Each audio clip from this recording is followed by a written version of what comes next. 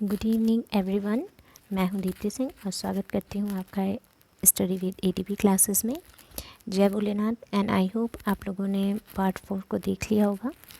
And I badly need your feedback और आप लोग दे नहीं रहे हैं। सो आई होप कि आप लोग फीडबैक दें, कमेंट्स में बताएं और जो जो छोटे छोटे क्वेश्चंस पूछे जाते हैं उनका आंसर दें।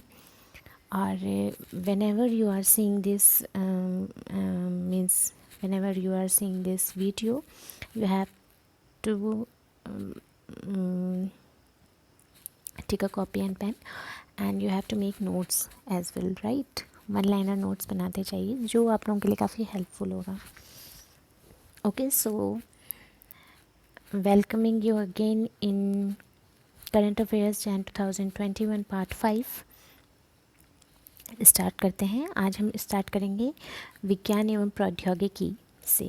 तो इसमें आपको ध्यान रखना है कि जो भी हम लोग पढ़ रहे हैं वो कहाँ और किस तरह से यूज़फुल है और कैसे जुड़ा हुआ है, उससे क्या इफ़ेक्ट पड़ सकते हैं, सो दैट कि आप इजीली उसे समझ सकें।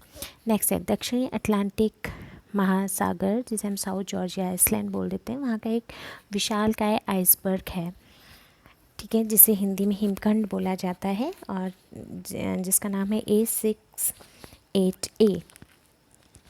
इसने विश्व भर के वैज्ञानिकों की चिंता को बढ़ा दिया है। What is the reason behind that? क्यों बढ़ा दिया भाई? क्योंकि पहले ये जो आइसबर्ग था ये कहाँ तैर रहा था? अटलांटिक महासागर में ही तैर रहा था 2017 से। और इसका जो हम क्षेत्रफल देख लें तो इसका क्षेत्रफल है करीबन 5800 वर्ग किलोमीटर। ओके, तो कम नहीं होता। तो अभी तक ये 2017 से अटलांटिक महासागर में बह रहा था, बट अब क्या है, ये किधर शिफ्ट हो रहा है? दक्षिण अटलांटिक महासागर की तरफ देखा गया है इसे। तो वहाँ पर जो भी द्वीप समूह पड़ रहे हैं हमारे, जैसे दक्षिण जॉर्जिया का दूरस्थ उप अंटार्कटिक द्वीप है, उसकी ओर बह रहा है। तो इसे लेकर जो ब्रिटिश ओवरसीज़ टेरिटरी है ने द्वीप पर मौजूद वन्य जीव पर आइस के प्रभाव के बारे में चिंता व्यक्त की है।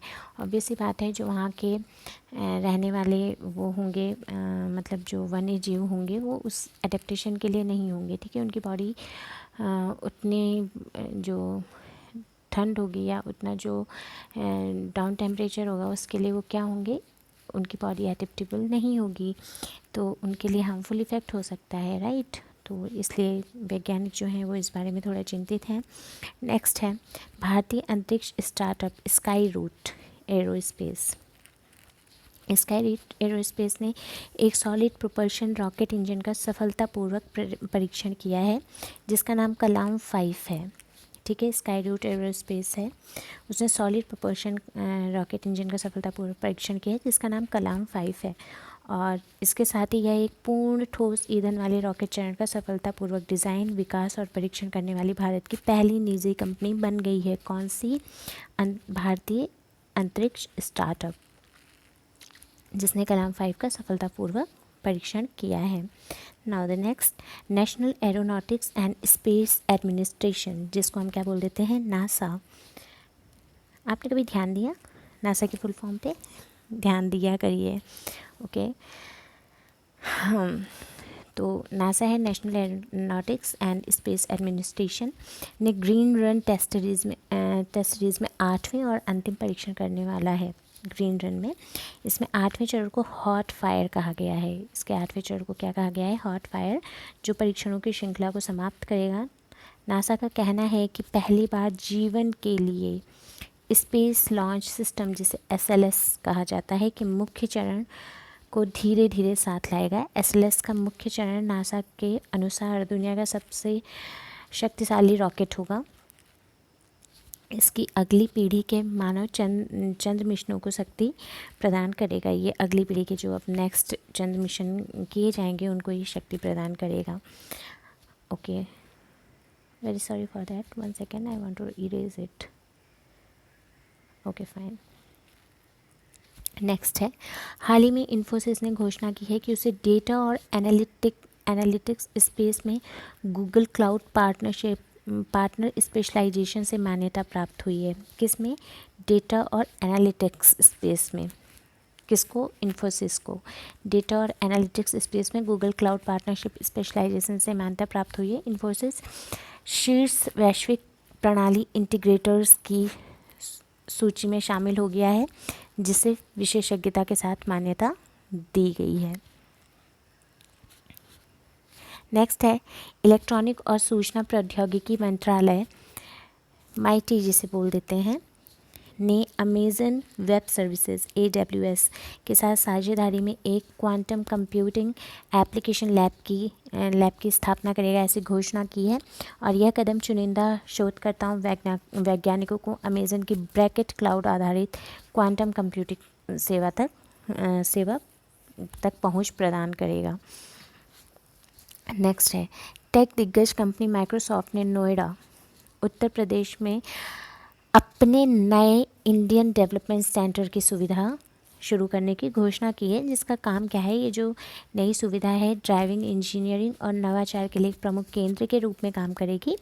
केंद्र भारत व विश्व स्तरीय इंजीनियरिंग प्रतिभा को टैप करने और वैश्विक प्रभाव के समाधान के लिए माइक्रोसॉफ्ट की प्रतिबद्धता पर निर्णय करेगा। तो ऐसा होगा नहीं होगा, इस सब का निर्णय कौन करेगा? केंद्र करेगा। Okay fine. नेक्स्ट आते हैं हम, यस, इसरो के अध्यक्ष K7। अभी हमने K7 के बारे में इससे पहले भी जो सीरीज़ आई थी उसमें हमने बात करी थी। क्या बात करी थी? कि उनका 1 साल का कार्यकाल बढ़ा दिया गया है, ठीक है। तो 2020-22 तक के लिए DRDO के अध्यक्ष बन गए हैं, ठीक है, सॉरी इसरो के अध्यक्ष बन गए हैं। तो इसरो के अध्यक्ष 7 को कोयम्बटूर में Shri Shakti institute of engineering and technology, Shri Shakti institute of engineering और टेक्नोलॉजी में श्री शक्ति शत ग्राउंड स्टेशन का उद्घाटन करने की संभावना है। स्टेशन संस्थान द्वारा विकसित उपग्रह की निगरानी में मदद करेगा, जिसे इसरो द्वारा लॉन्च किया जाना तय है। और 2010 में कॉलेज में एक उपग्रह संचार प्रयोगशाला स्थापित की गई थी, और अब ये क्या कर रहे हैं, वहाँ पर एक ग्राउंड स्टेशन बना रहे हैं। ओके नेक्स्ट है भारतीय एयरटेल ने 5G सेवाओं को सफलतापूर्वक प्रदर्शित करने के लिए भारत में पहला दूरसंचार ऑपरेटर बनकर बढ़त हासिल की है। तो अभी तक आप हर जगह देख रहे थे जियो जियो जियो, इधर आप लोगों ने ध्यान दिया होगा कि लोग बोल रहे हैं कि यार एयरटेल में कन्वर्ट करवा लो, एयरटेल में सिम पोर्ट करवा लो। So what is reason behind that कि भारतीय एयरटेल ने 5G सेवाओं को सफलतापूर्वक प्रदर्शित करने के लिए भारत में पहला दूरसंचार ऑपरेटर बनकर बढ़त हासिल की। भारतीय एयरटेल ने घोषणा की कि उसने हैदराबाद में एक वाणिज्यिक नेटवर्क पर 5वीं पीढ़ी 5th जनरेशन या जिसे हम 5G की योजना बनाई है। ओके नेक्स्ट है कुछ पुस्तक और लेखक देख लेते हैं। इसमें आप वो पुस्तक और उनके लेखकों पर ध्यान देते जाइएगा। मेनली आपको ये ध्यान रखना है, ठीक है। हाँ, आप ये ध्यान रख सकते हैं, अगर ये ध्यान रखेंगे ये पुस्तक किसकी है, तो आप ये ध्यान रख सकते हैं कि इस पुस्तक में बोला क्या गया है या किसके बारे में लिखी गई है, ठीक है। तो and I want to know आप लोगों को पुस्तक पढ़ना कैसा लगता है, मीन्स आप लोग की बुक्स रीडिंग की आदत है या नहीं। प्लीज़ कमेंट में बताइए कि आप लोगों ने अभी तक कौन कौन सी बुक्स पढ़ी हैं और कौन कौन सी बुक्स हैं जिन्होंने आपको इंस्पायर किया है। I want to know because I love reading books and sometimes ऐसा होता है कि बुक पढ़ने में हम इतने बिजी हो जाते हैं कि एट द टाइम हम और कोई काम करना पसंद नहीं करते। Anyways come back to the point. केंद्रीय आयुष और रक्षा राज्य मंत्री श्रीपद नाइक, किन्होंने? श्रीपद नाइक ने 26 दिसंबर 2020 को डॉक्टर रूपाचारी, किसके द्वारा लिखित है बुक? डॉक्टर रूपाचारी, जिन्होंने कोंकणी भाषा में पुस्तक लिखी है। कोंकणी पुस्तक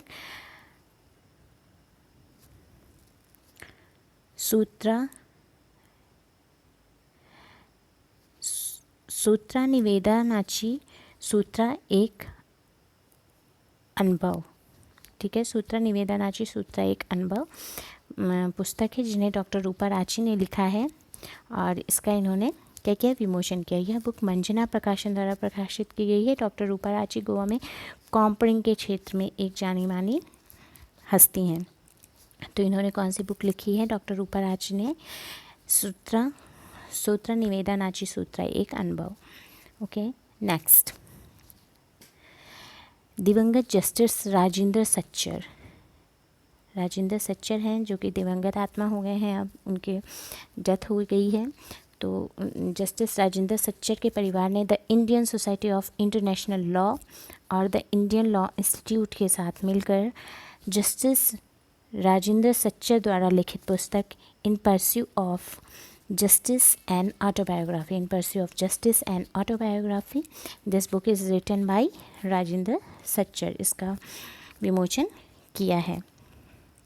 नेक्स्ट है, इटली के लेखक अल्फ्रेड कोबेली ने बच्चों और युवाओं के लिए अपनी नई पुस्तक वहाना मास्टर क्लास ये लिखी है। और ये पुस्तक क्या है, मतलब ये जो अल्फ्रेडो कोबेली हैं ये बहुत ज़्यादा इंटरेस्टेड हैं इंडियन ट्रेडिशन और मतलब यहाँ का जो कल्चर है उसके लिए उसमें बहुत ज़्यादा इंटरेस्ट रखते हैं। यहाँ की जो हमारी पौराणिक कथाएं हैं उसमें बहुत ज़्यादा ट्रेडिशनल स्टोरीज़ में इनको बहुत ज़्यादा इंटरेस्ट रहता है।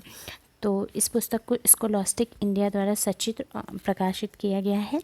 और ये जो इनकी गहरी रुचि थी, ये जो इनका इंटरेस्ट था, इन्होंने ही मतलब इसी इंटरेस्ट की वजह से इन्होंने बच्चों के लिए ये बुक लिखी है जिसका नाम है, भगवान गणेश की एक कहानी है इस बुक में जिसका नाम है वहाना मास्टर क्लास या वाहन मास्टर क्लास। ओके, नेक्स्ट है, तो किससे लिखी है इन्होंने? अल्फ्रेडो कोवेली ने, who is a Italy writer. Okay, next, India 71 year test, the journey of triumph in Australia.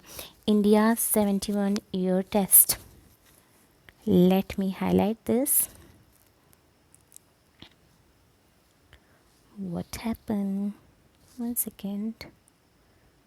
Okay, fine.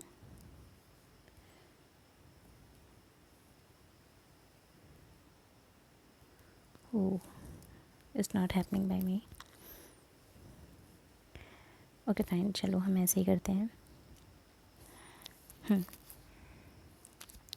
India 71 year test the journey of triumph in Australia, ये एक book है, इसका विमोचन किया गया है जो पिछले साल 12 टूर की कहानी को बयां करती है। ब्रैडमैन संग्रहालय पहल नामक पुस्तक वरिष्ठ क्रिकेट लेखक आर कौशिक ने ये बुक लिखी है। To India 71 year test the journey of triumph in Australia, अगर पूछा जाए तो किसने लिखी है भाई? आर कौशिक ने लिखी है, जो कि एक वरिष्ठ क्रिकेटर रह चुके हैं। ठीक है, और यह एक प्रतिद्वंदिता को आगे बढ़ाती है जिसने टेस्ट क्रिकेट को एक उत्साह दिया है। ठीक है, आर कौशिक ने लिए the India 71 year test the journey of triumph in Australia. Next, RBI के महाप्रबंधक आर गिरधरन ने अपनी पहली पुस्तक राइट अंडर योर नोज़, ये योर नोज़ है, यहाँ पर ये मिसप्रिंट हुआ है, ये अंडर योर नोज़ है, मीन्स यहाँ पर ये वाई होना चाहिए। ठीक है, right under your nose, right under your nose, this is the story. इसमें क्या है कि एक हत्यारा होता है, वो जो कि एक साइंटिस्ट है, वो क्या करता है, पुलिस के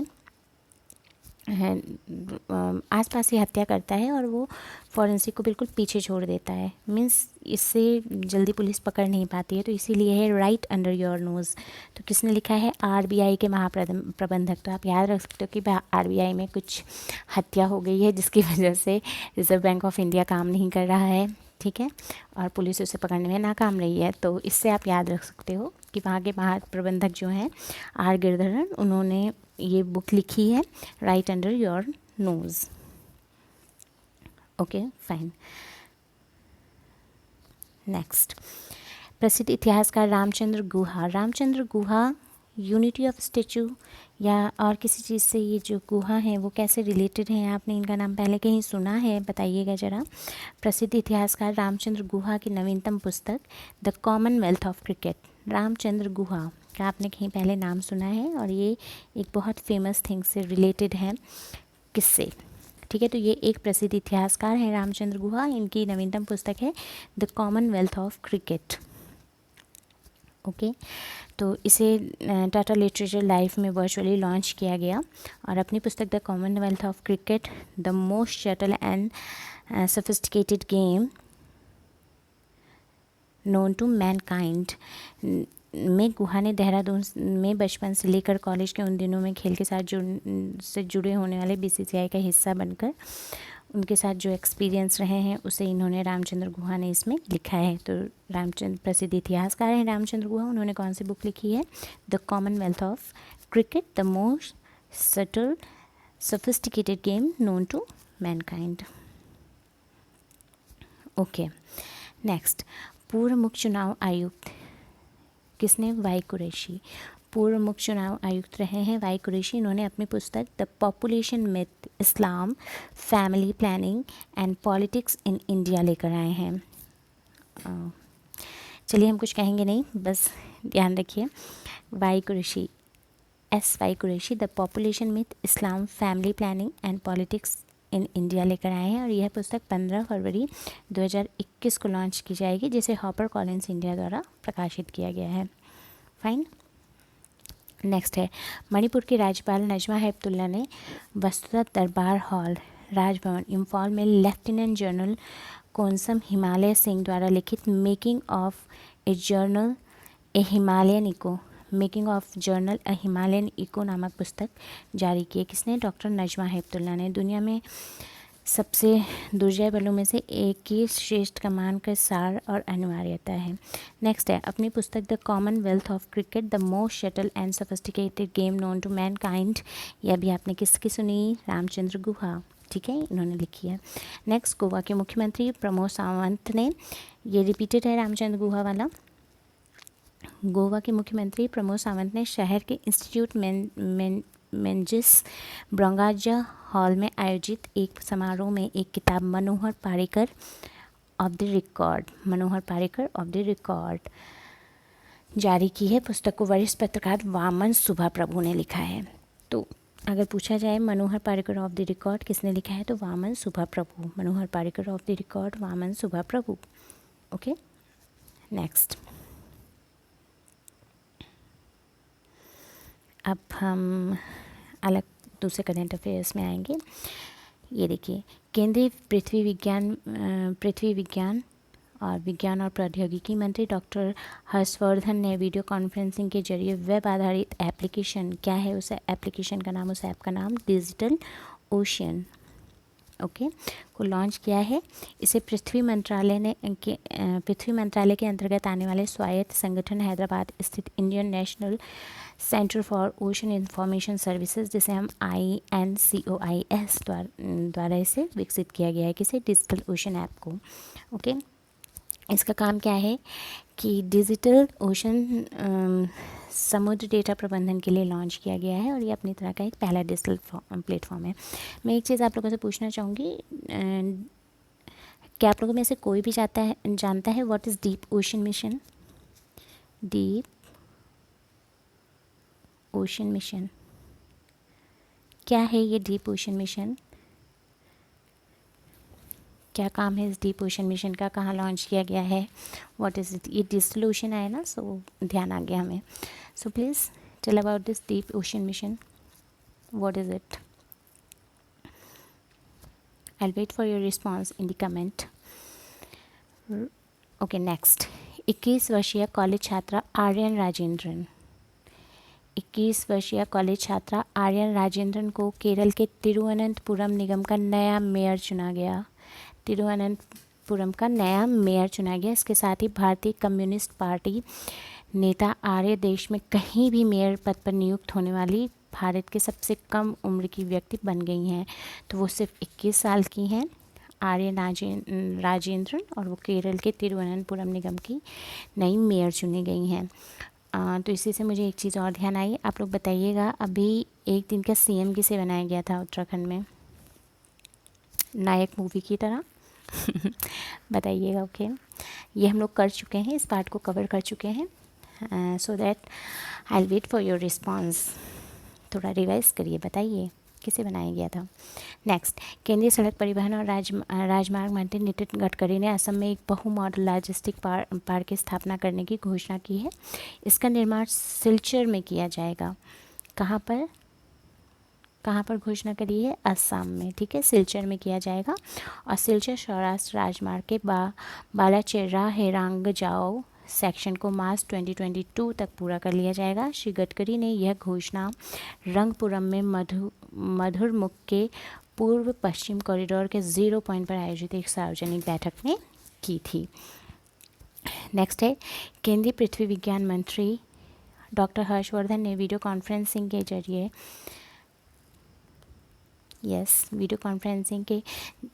जरिए लद्दाख के लेह में भारतीय मौसम विज्ञानी, बहुत इंटरेस्टिंग है कि लद्दाख के लेह में भारतीय मौसम विज्ञान विभाग मौसम विज्ञान के मीटरोलॉजिकल सेंटर का उद्घाटन किया है। और मीटरोलॉजिकल सेंटर का काम क्या होता है कि मौसम का पूर्वानुमान लगाना है, वहाँ के स्थानीय मौसम का पूर्वानुमान प्रदान करेगा। ओके, जिससे वहाँ की जो मौसम संबंधी चेतावनी प्रणाली है, प्रारंभिक चेतावनी प्रणाली, उसे मजबूत किया जा सके। नेक्स्ट, भारतीय रेलवे द्वारा डिज़ाइन किए गए विस्टाडोम पर्यटक कोच के 180 किलोमीटर प्रति घंटे की गति से चलने के परीक्षणों को सफलतापूर्वक पूरा कर लिया गया है। और ये विस्टाडोम कोच यात्रियों के लिए रेल यात्रा को यादगार बनाने के साथ साथ पर्यटन को भी बढ़ावा देगा। ओके, तो भारतीय रेलवे द्वारा डिज़ाइन किया गया है ये विस्टाडोम पर्यटक कोच, तो 180 किलोमीटर पर आवर की स्पीड से चलता है। नेक्स्ट है, गृह मंत्री अमित शाह ने नई दिल्ली में राष्ट्रीय पुलिस K9 पत्रिका का उद्घाटन किया है। और ये बहुत इंटरेस्टिंग फैक्ट है कि ये जो K9 पत्रिका का इन्होंने उद्घाटन किया है, पुलिस सेवा K9s PSK अर्थात पुलिस श्वान, श्वान मतलब क्या होता है, डॉग्स, कुत्ते, ठीक है, उनके साथ जो होते हैं, तो पुलिस डॉग्स विषय पर देश में यह पहला प्रकाशन है। क्या K9, राष्ट्रीय पुलिस K9 पत्रिका। ओके, यह एक अनूठी पहल है जो देश में पुलिस सेवा डॉग K9 PSK टीमों से संबंधित विषयों को और अधिक समृद्ध करेगी। सो नेशनल पुलिस K9 पत्रिका, ये आप ध्यान रखेंगे। नेक्स्ट, दिल्ली सरकार के कला संस्कृति और भाषा विज्ञान ने दक्षिणी राज्य तमिलनाडु की भाषा संस्कृति को बढ़ावा देने के लिए तमिल अकादमी की स्थापना की है। और दिल्ली में तमिलनाडु के लोगों की एक बड़ी आबादी रहती है, इसलिए तमिलनाडु की कला और संस्कृति का स्वाद लेने के लिए दिल्ली के लोगों को एक नया मंच प्रस्तुत कराना चाहते हैं। तो दिल्ली सरकार देखिए स्थानीय कला और संस्कृति को बढ़ावा दे रही है। कला और संस्कृति और भाषा विभाग ने वहाँ पे दक्षिणी राज्य तमिलनाडु की भाषा और संस्कृति को बढ़ावा देने के लिए तमिल अकेडमी बना दी वहाँ पे पूरी। So it's very good initiative, I appreciate it. Next, 51वां भारतीय अंतर्राष्ट्रीय फिल्म समारोह, जो कि हमने बात की थी 16 जनवरी से आरंभ होगा, जिसमें थॉमस विंटरबर्ग की फिल्म अदर राउंड का भारतीय प्रीमियर होगा। भारतीय अंतर्राष्ट्रीय means Indian international film festival, okay, IFFI। Okay, भारतीय अंतर्राष्ट्रीय फिल्म महोत्सव का 51वां संस्करण प्रतिष्ठित फिल्म निर्माताओं की भागीदारी वाली अंतर्राष्ट्रीय ज्यूरी की घोषणा कर दी गई है। अब इस ज्यूरी में देखिएगा, सूचना और प्रसारण मंत्रालय के अनुसार ज्यूरी में चेयरमैन के रूप में अर्जेंटीना के पाब्लो सेसर, श्रीलंका के प्रसन्ना विथानीस और श्रीलंका के अबू ऑस्ट्रियाबकर शौकी, और भारत के प्रियदर्शन और बांग्लादेश के रुबैयत हुसैन शामिल हैं। भारत द्वारा अंटार्कटिका के लिए 40वें भारतीय वैज्ञानिक अभियान को 5 जनवरी 2021 को गोवा के मर्मुगोआ पोर्ट से रवाना किया गया।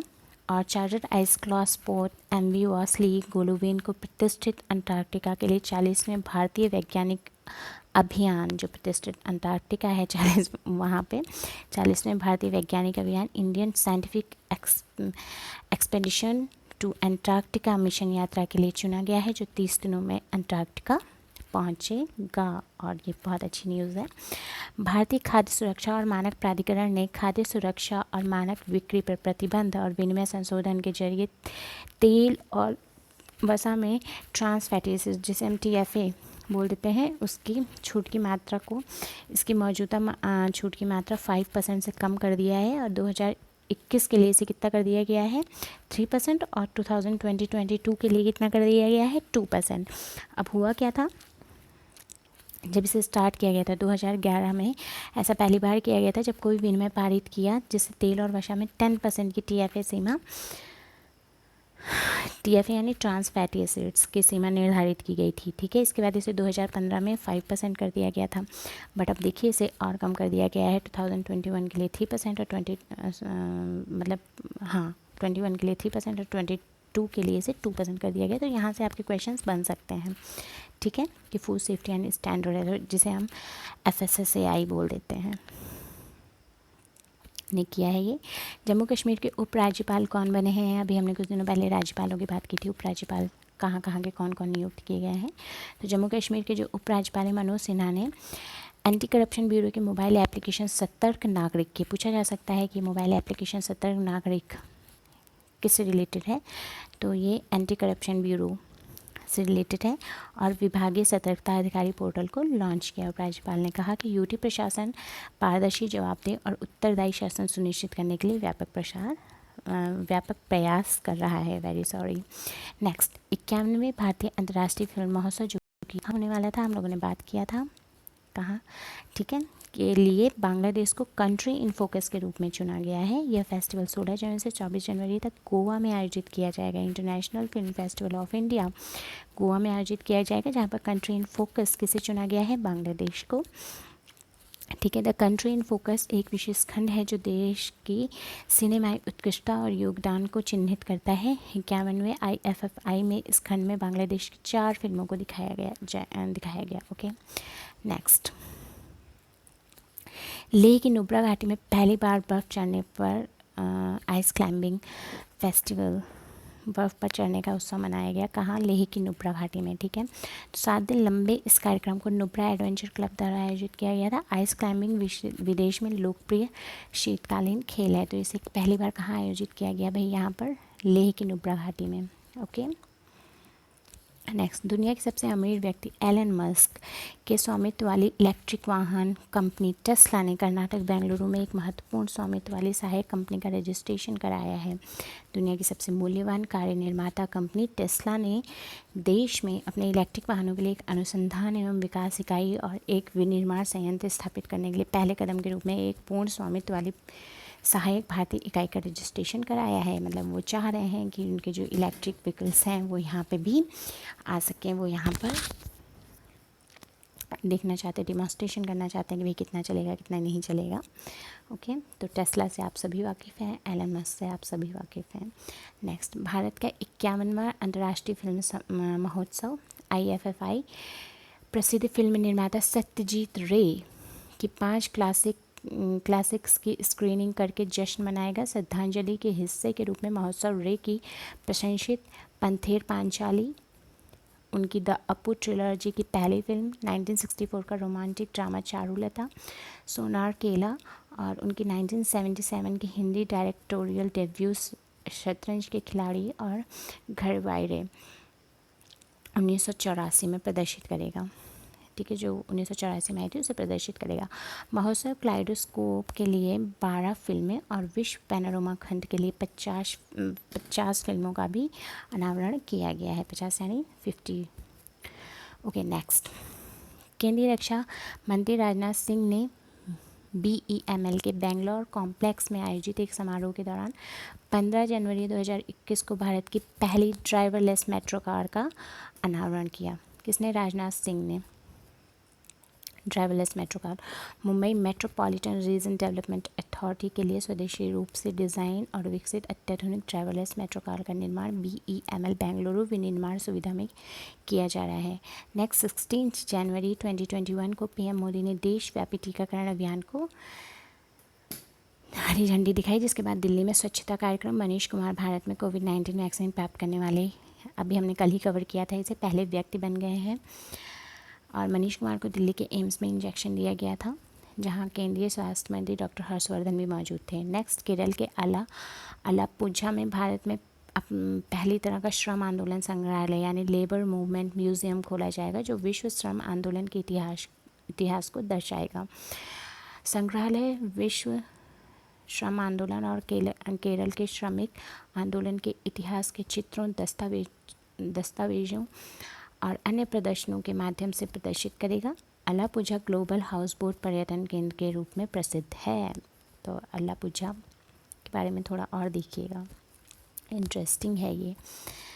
तो JS ग्रुप की खेल शाखा JSW स्पोर्ट्स ने ऋषभ पंत के साथ करार किया है और ऋषभ पंत ने JSW स्पोर्ट्स के साथ एक मल्टी ईयर कॉन्ट्रैक्ट किया है, जो 23 वर्षीय क्रिकेटर के सभी कमर्शियल मार्केटिंग एंड अधिकारों का प्रबंधन करेगा, जिन्होंने हाल ही में ऑस्ट्रेलिया में भारत की टेस्ट श्रृंखला की शानदार जीत में सबसे महत्वपूर्ण भूमिका निभाई थी।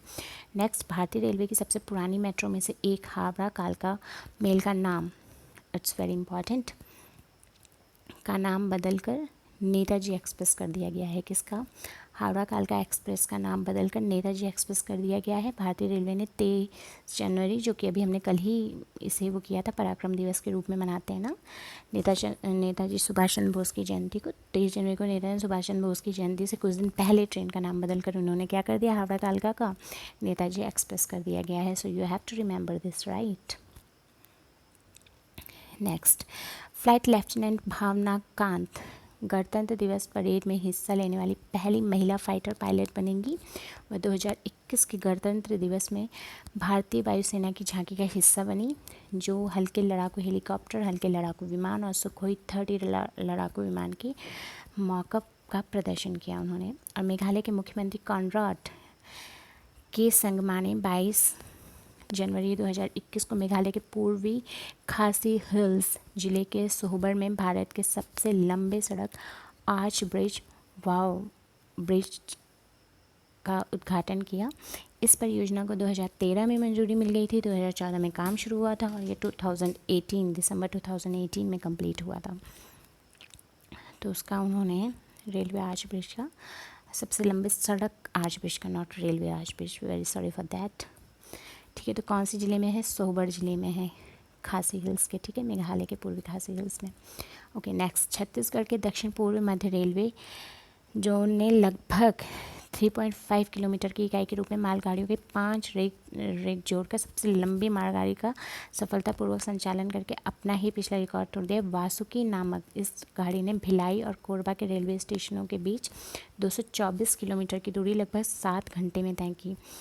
5 मालगाड़ियों के लंबे हॉल रैंक के 300 वैगनों से युक्त वासुकी एक पायलट, एक सहायक लोको पायलट और एक गार्ड की मदद से चली। नेक्स्ट, चुनाव आयोग ने मतदाताओं को फोटो पहचान पत्र का इलेक्ट्रॉनिक संस्करण ई-एपिक शुरू किया है, जिससे मोबाइल फ़ोन और व्यक्तिगत कंप्यूटर पर संग्रहित और डाउनलोड किया जा सकता है। भौतिक कार्ड को प्रिंट करने और मतदाता तक पहुंचाने में समय लगता है। ऐसे में एक नई शुरुआत की मदद से दस्तावेज को तेज़ी से और आसानी से पहुंचाने का विचार है, and it is very good initiative, e EPIC. Okay, ये आपको ध्यान रखना है। स्पेस एक्स ने 143 छोटे उपग्रहों की ढुलाई वाले ट्रांसपोर्टर 1 नामक अपने महत्वाकांक्षी राइट शेयर मिशन को सफलतापूर्वक लॉन्च किया है और एक ही रॉकेट से कई उपग्रहों को लॉन्च करने का रिकॉर्ड बनाया। इस लॉन्च के साथ स्पेस एक्स ने फरवरी 2017 में इसरो द्वारा 104 उपग्रहों को एक ही मिशन में PSLV पर बोर्ड करने के रिकॉर्ड को तोड़ दिया। स्पेस एक्स ने मिशन के लिए 2 चरण वाले फाल्कॉन 9 रॉकेट का इस्तेमाल किया, जो फ्लोरिडा के Cape Canaveral space force centre के स्पेस लॉन्च कॉम्प्लेक्स 40 से किया गया था। 143 उपग्रहों में 133 वाणिज्यिक और सरकारी उपग्रह तथा स्पेस एक्स के 10 स्टारलिंक उपग्रह शामिल थे। नेक्स्ट, हाल ही में पर्यावरण, वन और जलवायु परिवर्तन मंत्रालय ने नई दिल्ली में national marine turtle action plan जारी किया है। कहाँ जारी किया? नई दिल्ली में। कौन सा plan? National marine turtle action plan. तो मंत्रालय ने मरीन टर्टल एक्शन प्लान के साथ ही समुद्री मेगा जीव श्रृंखला के दिशा निर्देशन की भी जानकारी दी है। Operation Olivia, can anyone tell me about operation Olivia?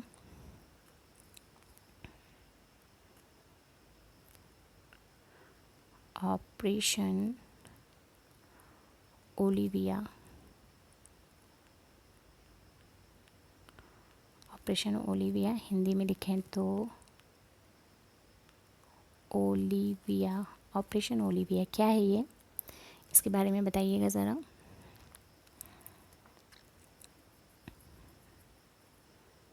वो 1 सेकेंड। ओके, तो हम आगे बढ़ते हैं। तो अगर national marine turtle action plan पूछा जाए तो कहीं वहाँ साउथ में मत पहुँच जाइएगा, दिल्ली में। ओके,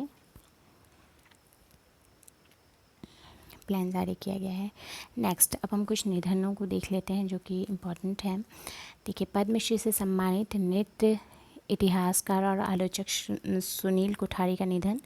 और भारतीय नृत्य कलाओं की शिक्षा लेने से पहले वह चार्टेड अकाउंटेंट थे। उन्होंने भारतीय नृत्य रूपों विषय पर 20 से अधिक पुस्तकें लिखी हैं। तो पूर्व पेशेवर पहलवान जॉन यूमर, जिन्हें WWE में उनके रिंग नाम ल्यूक हॉपर के नाम से जाना जाता था, एक गैर कोविड-19 संबंधी फेफड़ों की बीमारी के कारण निधन हो गया। ठीक है, तो कोविड-19 की वजह से उनकी डेथ नहीं हुई है, इसलिए यहाँ पर गैर कोविड-19 लिखा गया है। अच्छा, मैं एक चीज़ यहाँ पे आप लोगों से कहना चाहूँगी कि देखिए, बहुत से लोग हैं जो वैक्सीनेशन से डर रहे हैं, तो हम यंगस्टर्स की ये जिम्मेदारी बनती है कि भाई उन्हें वैक्सीनेशन के लिए समझाइए कि ये इससे किसी की डेथ नहीं हो रही है, इस थोड़े बहुत साइड इफ़ेक्ट हैं तो वो कवरेबल है, आराम से वो कवर हो जाते हैं। इससे किसी की कोई डेथ नहीं है, इससे सिर्फ फ़ायदा ही है, आपका इम्यूनाइजेशन पावर बढ़ती है। और जो लोग थोड़ा डर रहे हैं वैक्सीनेशन करवाने में, प्लीज़ प्लीज़ प्लीज़ आप लोग जो भी इस वीडियोस को देख रहे हैं वो लोग पढ़े लिखे लोग हैं, आई नो, और आप लोग थोड़ा इसके बारे में और सर्च करिए और डेटास कलेक्ट करिए, थोड़ा पढ़िए इसके बारे में। और जो लोग डर रहे हैं, जो अवेयर नहीं है वैक्सीनेशन को लेके, इवन बहुत पढ़े लिखे लोगों के साथ भी ऐसा हो रहा है, I made a video of this, और बहुत से लोगों के बारे में, इसके बारे में हमने बात भी की है। तो आप लोग वो सारी चीज़ें मेरे चैनल पे फॉलो कर सकते हैं। I am not advertising my channel here, but एक जनरल सी बात मैंने यहाँ पर बोल दी है। तो क्योंकि बहुत से लोग डर रहे हैं कि भाई ये कोविड की वैक्सीन लगवाने से डेथ हो जा रही है, बट नथिंग लाइक दैट। तो आप लोग उन्हें थोड़ा अवेयर करिए इसके बारे में। Okay, let's back to the point. वयोवृद्ध ब्रॉडकास्टर इंदिरा जोसेफ वेन्यूर का निधन। वह एक प्रसिद्ध ब्रॉडकास्टर, ऑल इंडिया रेडियो की दिग्गज और त्रावणकोर रेडियो की पहली अंग्रेजी समाचार उद्घोषक थी। जब 1949 में इसकी अंग्रेजी सेवा की शुरुआत हुई थी।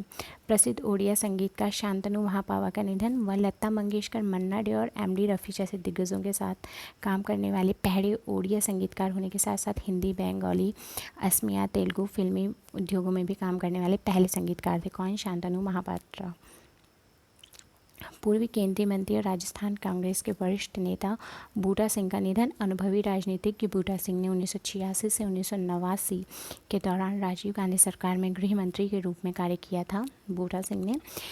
इसके अलावा बूटा सिंह ने कृषि और ग्रामीण विकास मंत्री के रूप में भी काम किया था। वे जालोर सिरोही लोकसभा क्षेत्र से 4 बार सांसद रहे थे। उन्होंने 2007 से 2010 तक राष्ट्रीय अनुसूचित जाति आयोग के अध्यक्ष के रूप में भी कार्य किया था। भारत के सियाचिन ग्लेशियर को सुरक्षित रखने में अहम भूमिका निभाने वाले जाने माने पर्वतारोही